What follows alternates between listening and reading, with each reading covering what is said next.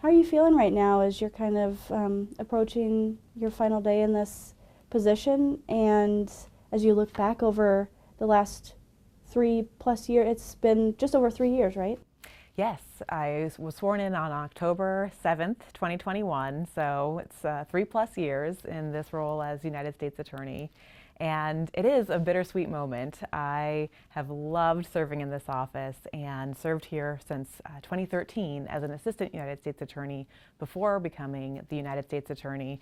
So it is sad to leave my Department of Justice family, but it is also sweet in the way that I'm so proud of the work that we have done and of the office that I am leaving, which is filled with incredible public servants who dedicate hours to having the best cases that we can bring to serve our community. What do you feel are some of the high points of your time here? So a few areas that I'm particularly proud of are the ways that we've been able to connect with our tribal nations and to address the crisis of missing and murdered Indigenous people.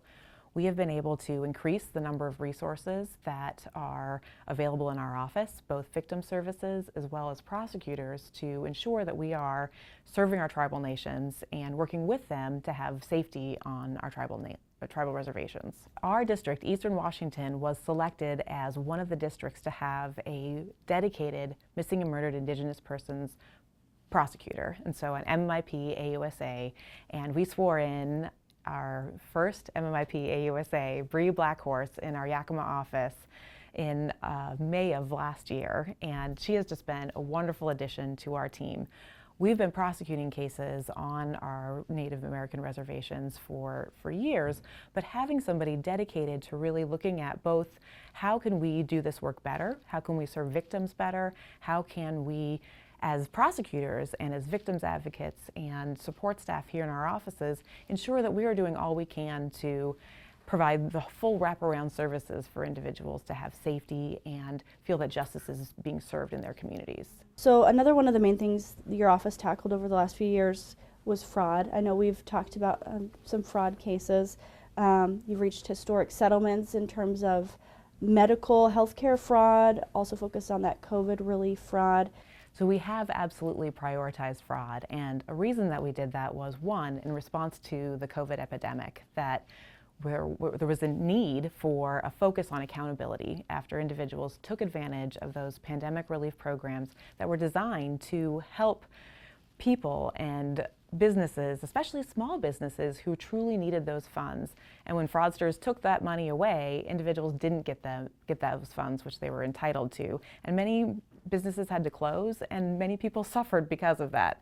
So we wanted to focus on accountability and sending a strong message that fraud is not acceptable in our community, which needs a thriving economy for everyone to be safe as well.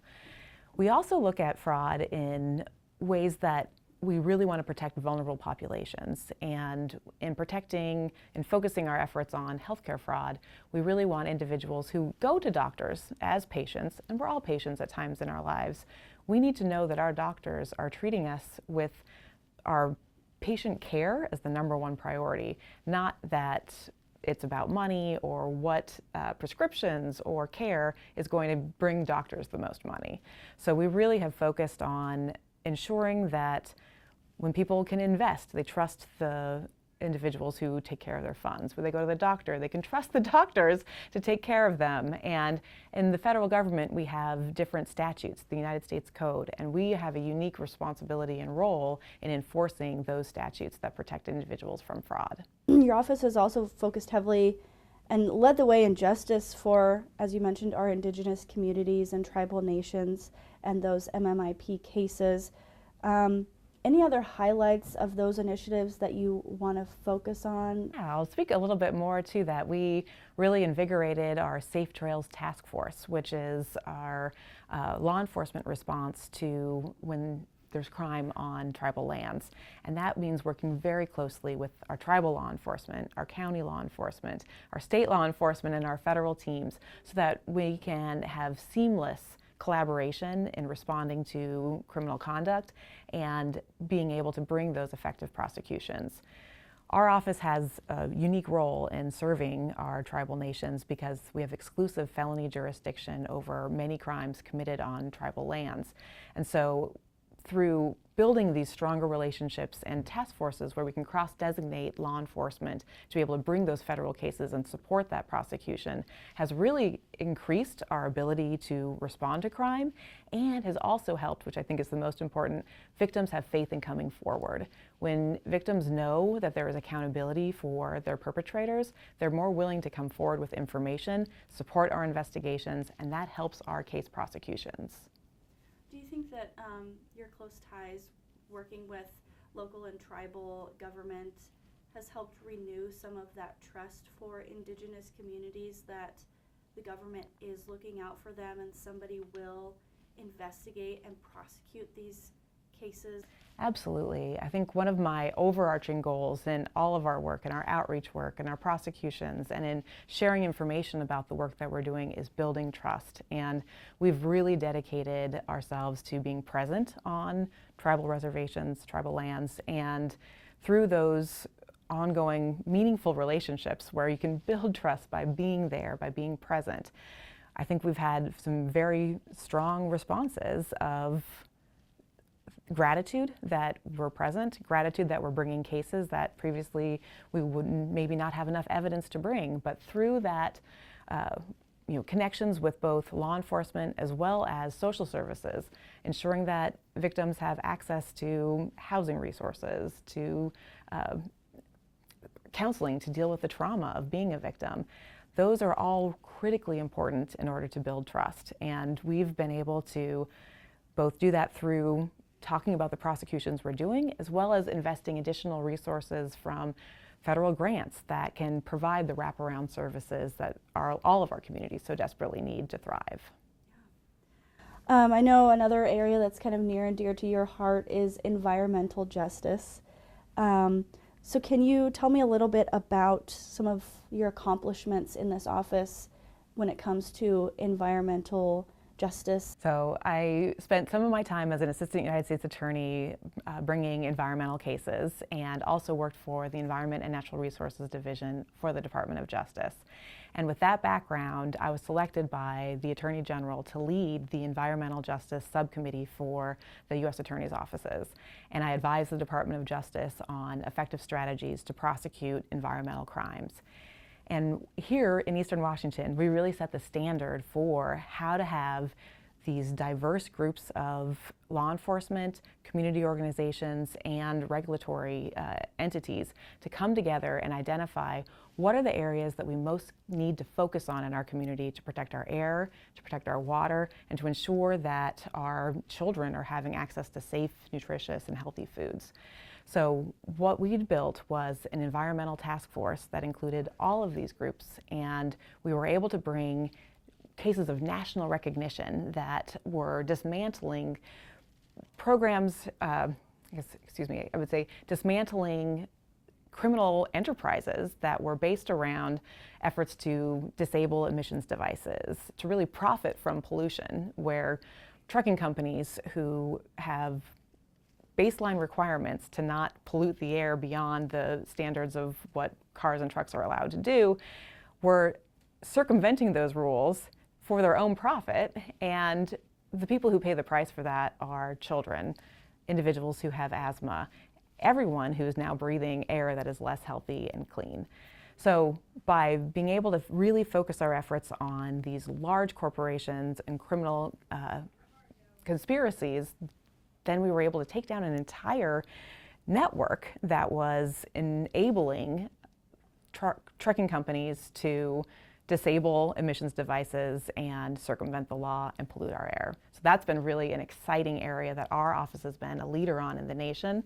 We also focus in on very specific cases like where there was fruit juice that was not being cared for appropriately, that was ultimately being sent to school lunch programs. And by enforcing these laws, we're saying, no, we have standards that we have to uphold, and we do that for the safety and the health of our children. Speaking of children, I know that was kind of another passion point in my time talking with you. a lot of cases that focused on the vulnerable and young children. Your office has now started prosecution in the Ong international kidnapping case. Why are these cases so important to prosecute? Well, vulnerable populations really need the strongest advocates because children are not going to be able to protect themselves from individuals who are trying to exploit or abuse them. And our office has a very strong relationship with the Internet Crimes Against Children Task Force. And that's been an area where I have a few prosecutors who are national experts in bringing these cases.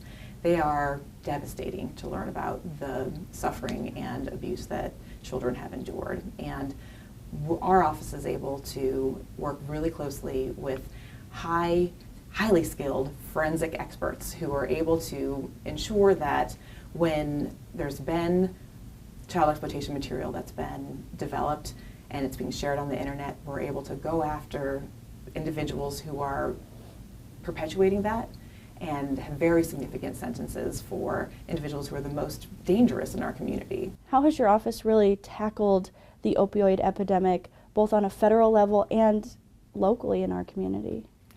So this time in office has truly been all hands on deck approach to how do we approach the opioid epidemic, which we see fentanyl as really the driving poison in our communities at this moment. And our office plays a critical role in prosecuting large drug trafficking organizations. We have international and national resources in order to identify where these drugs are coming into our communities, and we do very sophisticated operations to seize the largest amounts of fentanyl pills or other illicit narcotics to make sure they don't get into our communities. Those amounts of fentanyl are overwhelming. They're coming into our community at high rates and they're very inexpensive, they're very available. So we are every day working on trying to seize those drugs and prosecute the large drug trafficking organizations. But what you need is to have an angle take an angle on every possible approach to serve our community. And what I mean by an all hands on deck approach is also investing in recovery, in treatment, in prevention. And our office has partnered very closely with the Spokane Alliance for Fentanyl Education, which does wonderful work educating youth around the dangers of fentanyl, demystifying the process of accessing recovery resources and addiction resources, and really trying to take the stigma off of seeking mental health or recovery tools, because that's all of those components are really critical for an effective response to the opioid epidemic. What do you see as kind of the future of this office? Yeah, so having grown up in this office, I had a kind of a jump start on coming into the US Attorney role and knowing some of the resources and upgrades, up-leveling of the office that I wanted to do. And one of those areas was the dramatic increase of electronic discovery that we see in our cases. When everyone has cell phones, there's so much data that you need to gather and review in order to prepare your evidence and present it to court.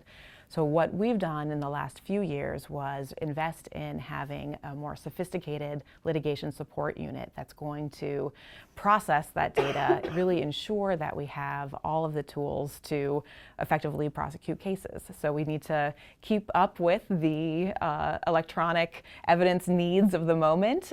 So that's going to be a continued effort by our office.